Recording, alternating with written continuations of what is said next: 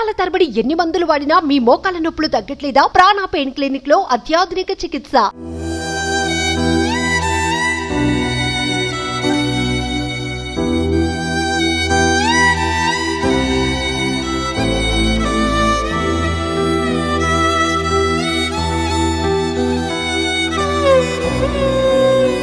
మామూలుగా ఇలాంటి జరుగుతుందని ఎప్పుడైనా ఊహించారా? ఎక్స్పెక్ట్ చేయలేదన్న మీ అంతా. ఆల్రెడీ శనివారం దాకా అంత మంచిగా ఉన్నా, అంతా హ్యాపీ. ఆదివారం పొద్దున్న లేస్తే అవి తెచ్చుకొని తిందాం, చికెన్ మటన్ పొద్దున్న లేచి తిందాం అనుకున్నాం. అన్నీ తెచ్చుకొని సమ్మేసుకున్నాం, కానీ అన్నీ వెళ్ళిపోయినాయి కొట్టుకొని. ఫ్రిడ్జ్లు, కూలర్లు, గీలర్లు మొత్తం వెళ్ళిపోయినాయి. పిల్లగాల బట్టలు సహా వెళ్ళిపోయినాయి. నిన్ననే డిమార్ట్లో పోయి కూడా సరుకులు తెచ్చినాం. మా వాడు ఇంకో డ్రైవర్కి కూడా ఇవాళ డబ్బులు లేకుండా మా పరిస్థితి. మరి ఎవరు ఇస్తారు, ఏంది పరిస్థితి ఏంది అనేది ఎవరు నిజంగా బట్టలు కూడా లేవు ఇంట్లో. మొత్తం పరిస్థితి చూసుకుంటే రేకులు గీకులు మొత్తం కొట్టుకొని వెళ్ళిపోయినాయి, రేకులతో సహా. ఇంట్లో కూలర్లు, ఫ్రిడ్జ్లు, డైనింగ్ టేబుల్, బండి కిస్తీ కట్టాల్సిన డబ్బులు కూడా ఇంట్లో ఉంటే వెళ్ళిపోయినాయి.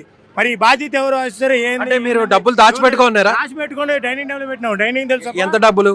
ఒక 15,000 16,000 ఉంటాయి. డైనింగ్ తో సహా కొట్టుకోండి. అంటే మీరు ఆటో డైలీ కిస్తీ డబ్బులు కూడా వెళ్ళిపోయినాయి మాకు. ఈ రోజు డిమార్ట్ లో కూడా సరుకులు కొన్నాం. ఆల్రెడీ పిల్లగాళ్ళ డైపర్స్. ఇప్పుడు డైపర్ వేస్తానికి కూడా డబ్బులు లేవు.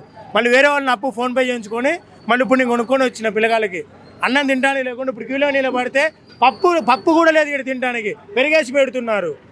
మరి పిల్లగాళ్ళు ఏం తినాలా, తల్లిదండ్రులు ఏం తినాలా, మిగతా వాళ్ళు ఏం తినాలా, పక్కన వాళ్ళు ఏం తినాలా? అటు రోడ్డుకు పోతే నీళ్ళు ఇస్తారు. ఈ డబ్బులు కొట్టపోయినా చూడట్లే. మంచినీళ్ళు కావాలని రోడ్డు మీద పండుకుంటారు. అంతా నీళ్ళే ముఖ్యమా? అన్నం గిన్నం కాదంట, నీళ్ళు ముఖ్యమంట. మరి ఆ పరిస్థితులు ఏంది, ప్రభావాలు ఏంది? అందరు మంచిగా ఉండాలా.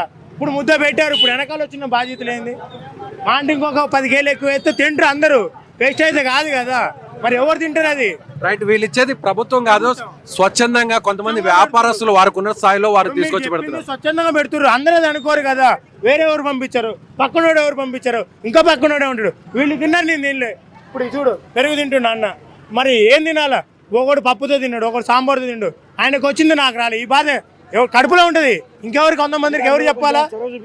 చూసుకోవాలి. అందరు పెట్టండి. తలాకింతేసి పెట్టినా ఒక ముద్ద పెడితే మాకు హ్యాపీయే. ఒకరు తింటారు, ఒకరు తినట్లు. అందరూ ఏమనుకుంటారు అంటే వీళ్ళకి కావాల్సిన వాళ్ళు, పక్కన వాళ్ళు అందరూ కానోళ్ళ. నీళ్లు తెచ్చుకోవడానికి కూడా అధికారులు వస్తారు, ఇక్కడ బండ్లు పెడుతున్నారు. నీళ్ళు తెచ్చుకోవడానికి కూడా బయటికి పోలేకపోతున్నారు. సప్లై లేదు. మేము పోతే ఉన్నా కానీ మాకు బండ్లు, వాళ్ళ బండ్లు అడ్డం ఉంటున్నాయి. మాకు వాళ్ళ బండ్లు అడ్డం ఉంటున్నాయి.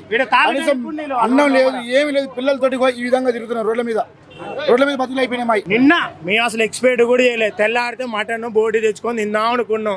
ఆ డబ్బులు కాదు, డైర్లు వేసుకోవడానికి కూడా మా బతుకి డ్రైవర్ల బతుకులు కూడా లేవు మాకు. తెల్లారి ఎక్స్పెక్ట్ చేసుకున్నాం మటన్ తెచ్చుకొని తిని చల్లగా పండుకుందాం అని. మటన్ పోయింది, గిటన్ పోయింది, డైనింగ్ టేబుల్ పోయింది, డబ్బులు పోయినాయి, గిబ్బులు పోయినాయి, ఫ్రిడ్జ్లు పోయినాయి, కూలర్లు పోయినాయి, రేకులతో సహా అన్ని పోయినాయి. ఏం లేవు. ఊహించావా ఎప్పుడైనా ఇలా జరగదు? ఇది 3వ సారి రావటం. 3వ సార్లలో ఇది అన్ఎక్స్పెక్టెడ్. ఫస్ట్ ఆఫ్ ఆల్ ఈ రోడ్డు దాకా వస్తాయి ఎప్పుడు, ఆ చివరి దాకా రావటం ఇది అన్ఎక్స్పెక్టెడ్. ఫస్ట్ ఆఫ్ ఆల్ ఇది పిల్లగాళ్ళకి బట్టలు కూడా లేవు మా కాడ, అది అన్ఎక్స్పెక్టెడ్. రైట్. ఇలా చిన్న బిడ్డలకి కనీసం వేసుకోవడానికి డైపర్లు కూడా లేవంటూ కూడా బాధపడుతున్నారు. అప్పటి వరకు కూడా వేరే దగ్గరికి వెళ్ళి, అంటే షాపింగ్ మాల్స్కి వెళ్ళి అవసరమైనటువంటి వస్తువులన్నిటి కూడా తీసుకొచ్చి పెట్టుకున్నాం. ఆదివారం రోజు ఎంతో సంతోషంగా ఉండాలని, సెలవు రోజున కుటుంబంతో సరదాగా గడపాలనుకున్నాం. కానీ ఆ ఆదివారమే ఒక్కసారిగా తమ జీవితాల్లో ఊహించని విధంగా ఇలాంటి పెను మార్పును తీసుకొస్తుందని ఊహించలేకపోయామని వీరు చెప్తున్నారు.